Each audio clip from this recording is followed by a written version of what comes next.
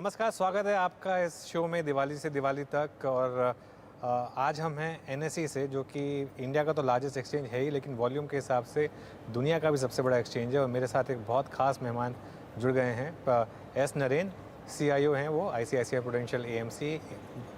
India के biggest fund managers में इनकी गिनती होती है और best known fund managers India के। नरेन, स्वागत है आपका, और CNBC आवाज़ के दर्शकों के लिए समय निकालने के लिए शुक्रिया। सबसे पहले तो आपको और आपकी पूरी टीम को दिवाली की हार्दिक शुभकामनाएं। सभी व्यूअर्स का भी दिवाली शुभकामनाएं। तो नरेन, कैसा फील कर रहे हैं? जब ये संवत स्टार्ट हुआ था तो काफ़ी नेगेटिविटी थी दुनिया की। इस पूरी मार्केट में ये संवत एक्चुअली काफ़ी ख़राब रहा है, लेकिन हमारी मार्केट ने जो सेकंड हाफ में रिकवरी स्टेज की है उससे ऑलमोस्ट फ्लैट हो गए हैं। जबकि इतनी FI की सेलिंग हुई है, उसके बाद भी मार्केट गिरा नहीं बिल्कुल भी, क्योंकि डोमेस्टिक लिक्विडिटी काफ़ी स्ट्रांग रही। तो आप कैसे देख रहे हैं जब हम नए संवत में जा रहे हैं? तो मैंने सोचा था कि मार्केट यहाँ से लोअर रहेगा, लेकिन मार्केट बहुत स्ट्रांग रहा डोमेस्टिक इन्वेस्टर्स के कारण। एक कारण डोमेस्टिक इन्वेस्टर्स था, दूसरा कारण 2020 में गवर्नमेंट और रिजर्व बैंक ने बहुत अच्छा काम किया। वो साल में ग्लोबल सेंट्रल बैंक और ग्लोबल गवर्नमेंट्स ने बहुत पैसा प्रिंट किया। उतना पैसा इंडिया में प्रिंट नहीं किया था, इसलिए ये लास्ट 1 ईयर उतना इन्फ्लेशन नहीं आया इंडिया में, इसलिए इंडिया का मार्केट रेजिलिएंट था। और मैंने सोचा था कि यहाँ से कम गया होगा मार्केट, और मार्केट यहाँ से अच्छा रेजिलिएंट था। बट अभी भी अगला 3 महीने या 6 महीने के लिए मार्केट का वॉलेटिलिटी हो सकता है, और हम नहीं बता सकता है कि वर्स्ट पॉइंट हो गया, प्रॉब्लम सॉल्व हो गया, ऐसा नहीं बता सकते हैं। और इन्वेस्टर्स अभी भी केयरफुल रहना चाहिए, यही हमारा व्यू है अभी भी। नरेन, आपकी हिंदी बहुत अच्छी है और बहुत अच्छा लग रहा है मुझे आपसे हिंदी में बात करके। तो ये तो आपने बताया, एक फैक्टर गिनाया कि जो ग्लोबल मनी प्रिंटिंग हुई हमने वो नहीं किया, और इसकी वजह से इन्फ्लेशन शायद हमारे लिए इतना बड़ा इशू नहीं बना। बाकी सबके लिए तो इन्फ्लेशन बहुत बड़ा प्रॉब्लम बन गया है। तो आप क्योंकि इन सबको ट्रैक करते हैं, ये जो अमेरिका में हो रहा है, interest rate hike, bond yield, inflation, ये कहाँ तक लेके जाएगा? क्योंकि सब ये पूछ रहे हैं कि टर्मिनल रेट क्या होगा और उसकी वजह से कितना इम्पैक्ट आ सकता है। हालांकि इतना अभी तक FI सेलिंग का हम पे इम्पैक्ट नहीं आया है, लेकिन क्या ये FI सेलिंग ऐसी चलती रहेगी अगर ये रेट इस तरह से बढ़ते रहे तो? इतना टाइम के लिए प्रॉब्लम नहीं रहेगा। अच्छा। अगला 6 महीने में सब प्रॉब्लम्स कम हो जाएगा। हमारा व्यू है कि अगला 6 महीने में प्रॉब्लम्स कम हो जाएगा, लेकिन अगला 6 महीने में क्या होगा हमको पता नहीं है। और ये प्रॉब्लम इंडिया का प्रॉब्लम US का इन्फ्लेशन प्रॉब्लम से क्या हुआ कि यूक्रेन का वॉर के कारण जो ऑयल का दाम बढ़ाया और सभी एनर्जी प्राइस का ऊपर गया, वही प्रॉब्लम बढ़ा हुआ। इसके कारण क्या हुआ कि कोल का प्राइस ऊपर गया, गैस का प्राइस ऊपर गया, ऑयल का प्राइस ऊपर गया, उसके कारण प्रॉब्लम बढ़ा हुआ। अगला 2 महीने में सपोज यूक्रेन वॉर बंद हो गया, वो बेनिफिट बहुत आएगा। और इंडिया के लिए इन्फ्लेशन से यूक्रेन वॉर का प्रॉब्लम बढ़ा हुआ, और यूक्रेन वॉर बंद होके ऑयल का दाम सपोज $70 हो गया, वो बेनिफिट इंडिया को बहुत अच्छा आएगा। और ये हमारा कंट्रोल में नहीं है। मुझे भी पूछ सकता है, कल भी पूछ सकता है, मुझे कभी भी पता नहीं चलेगा कब यूक्रेन वॉर बंद होगा। लेकिन वो इम्पोर्टेंट है कि कब ऑयल का दाम कम होगा, कब कोल का दाम कम होगा, कब गैस का दाम कम होगा, वो बहुत इम्पोर्टेंट है इंडिया के लिए। बट फिर भी हमारा व्यू है कि अगला 6 महीने में सब प्रॉब्लम्स कम हो सकता है, लेकिन अगला 6 महीने में वॉलेटिलिटी बहुत भी हो सकता है। तो अगले 6 महीने में आप रिटेल इन्वेस्टर्स को कहेंगे कि जो डिसिप्लिन के साथ उन्होंने इन्वेस्टमेंट किया है उसी को कंटिन्यू करें?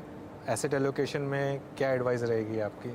हमारा प्रॉब्लम क्या है कि इंडिया का वैल्यूएशन कम नहीं है, इसलिए क्या है कि अगला 6 महीने में डाउनसाइड का रिस्क कम होगा, लेकिन अपसाइड इंडिया में कम हो सकता है बाकी कंट्रीज से। अच्छा। क्योंकि इंडिया का मार्केट वर्ल्ड में one of the costliest market है, बाकी मार्केट्स बहुत सस्ता हो गया।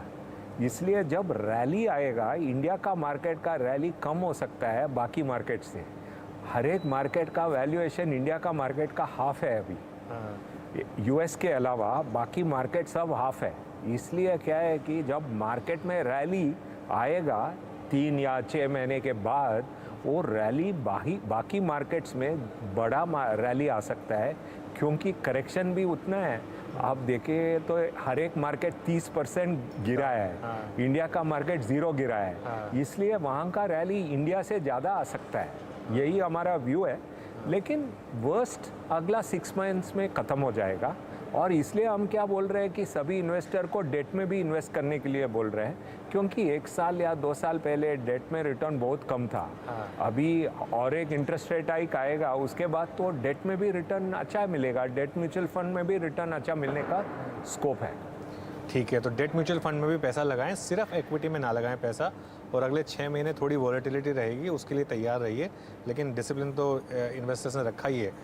जो चीज़ क्लियरली स्टैंड आउट हुई है पिछले 6 महीने में कि जितने भी डोमेस्टिक इकॉनमी वाले स्टॉक्स हैं नरेन, उन्होंने बहुत अच्छा किया है, चाहे वो ऑटोज़ हों, चाहे बैंकिंग हो, चाहे सीमेंट हो, और जितने भी एक्सपोर्ट ओरिएंटेड सेक्टर्स हैं जैसे आईटी है, वहाँ थोड़ी प्रॉब्लम रही है।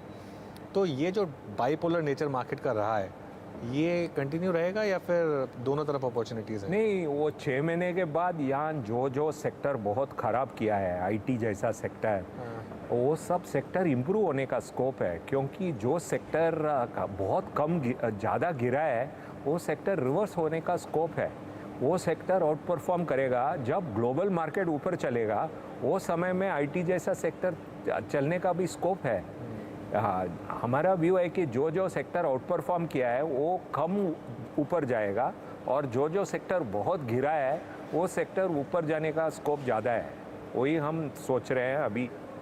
ठीक है, तो अभी बैंकिंग पे क्या व्यू है आपका? क्योंकि बैंकिंग काफ़ी स्ट्रांग रहा है और हर रैली में सबसे ज़्यादा पार्टिसिपेशन बैंकिंग ने ही दिखाया है, तो वहाँ पर क्या व्यू है आपका? हमारा व्यू अच्छा है, लेकिन क्या है कि अभी यहाँ से अगला 3 से 6 महीने में जो वॉलेटिलिटी रहेगा, वो वहाँ बैंकिंग में भी असर आ सकता है, क्योंकि सभी इन्वेस्टर्स के पास बहुत बैंकिंग स्टॉक है। फंडामेंटल्स में प्रॉब्लम नहीं होगा, क्योंकि यहाँ अभी नॉन परफॉर्मिंग लोन का भी प्रॉब्लम नहीं है, क्रेडिट ग्रोथ भी बहुत ज़्यादा है, और रिज़ल्ट भी देखेंगे तो बहुत सारा बैंक का रिज़ल्ट अच्छा आया है, इसलिए फंडामेंटल्स का प्रॉब्लम नहीं है। लेकिन सभी फंड में देखेंगे तो 100 रुपीज़ में 30 रुपया बैंकिंग स्टॉक्स में है, इसलिए कोई रिडेम्पशन आता है तो बैंकिंग स्टॉक्स बेचना पड़ता है, इसके कारण ही बैंकिंग स्टॉक्स गिरा था पहले। इसलिए हमारा व्यू है कि बैंकिंग का फंडामेंटल्स अच्छा है, बट सेक्टर वॉलेटाइल रहने का स्कोप है। सेक्टर वॉलेटाइल रहने का स्कोप है। नरेन, इस साल चैलेंजेस क्या क्या होंगे मार्केट्स के लिए? जैसा आपने कहा कि अगले 6 महीने शायद थोड़े वॉलेटाइल और टफ भी रह सकते हैं, तो क्या क्या मेन चैलेंजेस होंगे? चैलेंजेस क्या हो गया कि इंडिया का वैल्यूएशन अभी चाइना का वैल्यूएशन से देखेगा तो डबल है, कोरिया ताइवान का वैल्यूएशन से देखेगा तो बहुत डबल है। जब यूक्रेन वॉर सेटल होता है, यूरोप का वैल्यूएशन बहुत कम हो गया, जापान का वैल्यूएशन बहुत सस्ता है। अभी चैलेंज क्या है कि इंडियन वैल्यूएशन इक्विटी में बहुत ज़्यादा है बाकी कंट्रीज़ देखेंगे तो, क्योंकि हर एक मार्केट 20 से 30% गिरा है, इंडियन मार्केट गिरा नहीं है, इसलिए वैल्यूएशन डिफरेंशियल के कारण इंडियन मार्केट सस्ता नहीं है, वही एक चैलेंज है। आउटलुक 5 साल देखेंगे तो अच्छा है, लेकिन नियर टर्म में वैल्यूएशन भी देखना पड़ता है, और उसमें इंडिया सस्ता नहीं है, वही एक प्रॉब्लम है। लेकिन इंडियन कंपनीज अच्छा है, और इंडियन इकोनॉमी भी अच्छा है, और इंडियन आउटलुक भी डिसेंट है। बाकी कंट्रीज़ में आउटलुक में रिस्क है, वही उसके कारण ही इंडियन मार्केट और इंडियन इकोनॉमी अच्छा गया है। ठीक है, तो इंडियन वैल्यूएशन का थोड़ा सा एक रिस्क है नियर टर्म में, और थोड़ा सा इंडियन मार्केट इस समय महंगा लग रहा है, लेकिन अगर आपका 5 साल का नज़रिया है तो शायद इतना एक्सपेंसिव ना लगे। तो नरेन, ये जो इनफ्लोज़ हैं, आपको लग रहा है कि ये अभी भी पीक नहीं हुए हैं? जो मैं डोमेस्टिक इनफ्लोज़ की बात कर रहा हूँ, डोमेस्टिक इन्वेस्टर्स ने इतना पैसा इंडिया में डाला है, मेरे ख्याल डीमैट अकाउंट्स करीब 10 करोड़ के करीब हम पहुँच गए हैं। मैं एक बात कर रहा था कि शायद $5 बिलियन मंथली सिर्फ डोमेस्टिक हाउस होल्ड से मार्केट में आ सकता है आगे जाते हुए। आपको लग रहा है कि ऐसे नंबर्स आ सकते हैं, और अगर ऐसे नंबर्स आएंगे तो क्या ये मार्केट को और आगे काफ़ी ऊपर तक ले जा सकते हैं? हो सकता है, क्योंकि इंडिया इकोनॉमी बड़ा है और अभी भी रिडेम्पशन भी बहुत है। ग्रॉस इनफ्लो $5 बिलियन है, नेट इनफ्लो $5 बिलियन नहीं है। इसलिए हमारा व्यू है कि जो हम 2017 में नेट इनफ्लो देखा, उतना भी लास्ट 2-3 मंथ्स में नहीं है। इसलिए हमारा व्यू है कि हो सकता है कि अगला 3 साल के बाद देखेंगे तो ये नंबर कम भी हो सकता है, ये कम नंबर दिखेगा, वो समय में ज़्यादा नंबर हो सकता है, नंबर ऊपर जा सकता है। लेकिन इन्वेस्टर्स को हम क्या बताते हैं, डेट में इन्वेस्ट करो, म्यूचुअल फंड, हमने बैलेंस्ड एडवांटेज जैसा कैटेगरी, मल्टी एसेट जैसा कैटेगरी को भी इन्वेस्ट करने को बोला है, गोल्ड सिल्वर में इन्वेस्ट करने को बोला है अभी, क्योंकि जब US Fed last rate hike करता है उसके बाद गोल्ड और सिल्वर ऊपर जाने का बहुत स्कोप है, इसलिए वहाँ भी इन्वेस्ट करने को बोल रहे हैं। चलिए एक ब्रेक लेते हैं और ब्रेक के बाद नरेंद्र से ये कॉन्वर्सेशन जारी करेंगे। आप बने रहिए CNBC आवाज़ के साथ।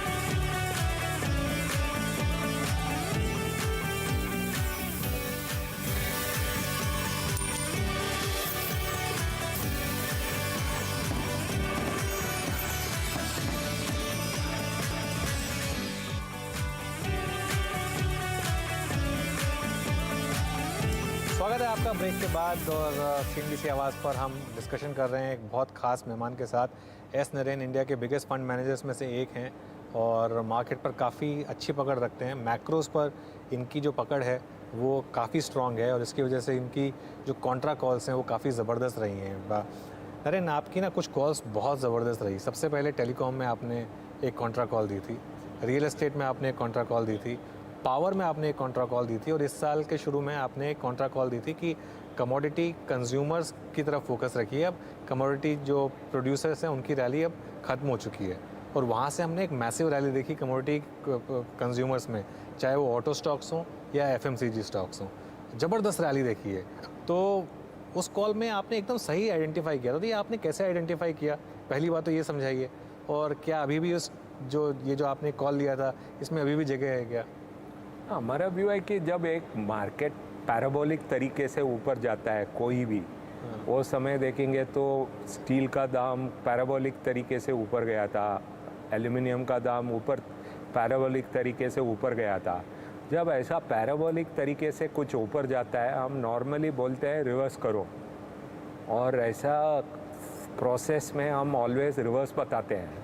सो ऐसा ही वो समय में हमने बोला कि यूक्रेन वॉर के बाद ये सब प्राइसेस ऊपर गया था, इसलिए वो समय में सब लोगों को बोला कि हम बोलो कंज्यूमर को ले लो, कमोडिटी कंज्यूमर को ले लो, कमोडिटी कंपनीज़ को मत लो, क्योंकि मेटल कंपनीज वो समय पैराबोलिक तरीके से ऊपर जाता था। हमारा बेसिक प्रिंसिपल क्या है, पैराबोलिक जब तक पैराबोलिक नीचे जाता है वो वहाँ भी ऊपर बेट करो, जहाँ ऊपर जाता है वहाँ नीचे जाएगा करके बेट करो, वही हमारा बेसिक प्रोसेस है। वो प्रोसेस में हमने किया था। हमारा व्यू अभी भी क्या है कि मेटल जो अप्रैल मई में पहुंच गया था वहाँ नहीं जा सकता है, लेकिन जब चाइना का ज़ीरो कोविड पॉलिसी बंद होता है और वो लोग बोलता है कि नॉर्मल करेंगे, वो समय में एक मेटल में रैली आएगा, बट लेकिन अप्रैल मई का पीक नहीं जाएगा।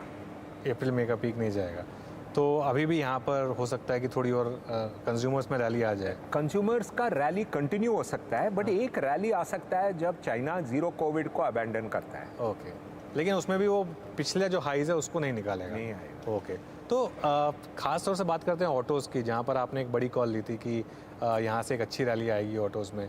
अब आपको क्या लग रहा है कि ये थोड़ा सा ये पैराबोला बन रहा है क्या, या फिर नहीं कि अभी भी ठीक है? अभी तक नहीं। हमने कल भी हमारा इंटरनल इन्वेस्टमेंट कमेटी मीटिंग में देखा था 5 साल में ऑटो में रिटर्न नहीं मिला था, इसलिए हमने ट्रांसपोर्टेशन और लॉजिस्टिक्स फंड भी लॉन्च किया था, क्योंकि 5 साल में रिटर्न नहीं है। 6 महीने का रिटर्न बेटर था, लेकिन 5 साल में रिटर्न नहीं है। आप देखिए तो 2 व्हीलर में 6-7 साल में ग्रोथ ही नहीं है, और 10 साल में ग्रोथ देखेंगे तो कार में नहीं है। आपने पूछा था कि क्या कॉन्ट्रा है अभी, एक्चुअली अभी कॉन्ट्रा गोल्ड और सिल्वर है। अच्छा, सिल्वर में अपॉर्चुनिटी अच्छा है, क्योंकि सिल्वर में रिटर्न ही नहीं आया। हाँ, और क्योंकि जब फेड रेट हाइक बंद करता है वो समय में गोल्ड और सिल्वर ऊपर जा सकता है, इसलिए हमने सभी लोगों को बोला कि सिल्वर देख लो अभी। हाँ, हाँ, हाँ। वो ये दिवाली में हमने बोला कि सिल्वर भी देख सकता है। हमने अभी तक हमारा एंटायर इन्वेस्टमेंट करियर में सिल्वर या गोल्ड रेकमेंड नहीं किया है। पहली बार रेकमेंड कर रहे हैं? अरे भाई, तो इस समय की कॉन्ट्रा कॉल नरेश की बहुत बड़ी कि गोल्ड और सिल्वर में इन्वेस्ट करिए, और उनका सिंपल लॉजिक है कि जब फेड रेट हाइक बंद करेगा उसके बाद आप एक रैली देखेंगे गोल्ड और सिल्वर में। इनफैक्ट सिल्वर में उन्होंने आज तक रिकमेंडेशन नहीं की, अब रिकमेंडेशन कर रहे हैं, तो इसका मतलब एक बहुत बड़ी कॉन्ट्रा कॉल इस समय सिल्वर पर आती हुई। इक्विटीज़ में और क्या अच्छा है नरेन, क्योंकि हालांकि आप बोल रहे हैं पोर्टफोलियो एलोकेशन करिए और बैलेंस एडवांटेज में भी जाइए, डेट में भी जाइए, लेकिन हमारा जो एक कोर व्यूअर है वो अभी भी इक्विटी में ज़्यादा प्रेफर करता है, तो उसके लिए इक्विटी में कहाँ मौके हैं इस समय? सी इक्विटीज़ में लार्ज कैप अच्छा है, मिड कैप और मिड कैप से लार्ज कैप बेटर है, उसके बाद स्मॉल कैप है, उसके बाद मिड कैप है। अच्छा। यही है हमारा व्यू। लेकिन इंडियन इक्विटी सस्ता नहीं है, इसलिए वहाँ हम बोलते हैं कि सिस्टमैटिक इन्वेस्टमेंट प्लान करो, सिस्टमैटिक ट्रांसफ़र प्लान करो, बूस्टर्स एसटीपी करो, फ्रीडम एसआईपी करो, ऐसा मॉडल में इन्वेस्ट करो, हम बोलते रहते हैं, क्योंकि सस्ता नहीं है। सस्ता है तो हम बोलने का प्रॉब्लम नहीं है कि आज ही इन्वेस्ट करो, लेकिन सस्ता नहीं है, क्योंकि आप आज देखेगा तो ताइवान मार्केट 30% गिरा है, चाइना मार्केट 40% गिरा है, जापान मार्केट 20% रूपी टर्म्स में गिरा है, हर एक मार्केट गिरा है। इंडिया के अलावा बाकी मार्केट गिरा है। इंडिया का लॉन्ग टर्म बहुत अच्छा है, इसलिए सिस्टमैटिक इन्वेस्टमेंट प्लान कर सकता है, सिस्टमैटिक ट्रांसफ़र प्लान कर सकता है, फ्रीडम एसआईपी कर सकता है, बूस्टर एसटीपी कर सकता है। लेकिन बड़ा लमसम इक्विटी में करने के लिए मेरे पास ताकत आज नहीं है, बट लेकिन लार्ज कैप बेटर है, उसके बाद स्मॉल कैप बेटर है, उसके बाद मिड कैप बेटर है। ओके, तो लार्ज कैप, स्मॉल कैप और मिड कैप, ये काफ़ी इंटरेस्टिंग चीज़ आपने बोली नरेन।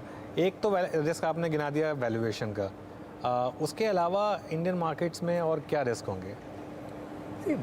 इंडिया का इकोनॉमी अच्छा तरीके से हैंडल किया है, लेकिन ऑयल का प्रॉब्लम और एनर्जी कॉस्ट, यही बड़ा प्रॉब्लम है इंडिया में। जब तक ऑयल और एनर्जी का कॉस्ट कम नहीं होता है, इंडिया का ट्रेड डेफिसिट बढ़ता है, और ट्रेड डेफिसिट बढ़ने के कारण रूपी भी ऐसा ऊपर जा रहा है।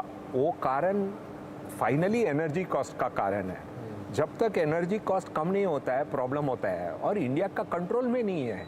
हम किसी को ब्लेम भी नहीं कर सकता है, यूक्रेन वॉर को ब्लेम कर सकता है, बट यूक्रेन वॉर क्या इंडिया ने क्या किया? कुछ नहीं किया। यूक्रेन वॉर हुआ, उसके कारण ये सब एनर्जी कॉस्ट ऊपर गया है, बट इंडिया ने कुछ नहीं किया।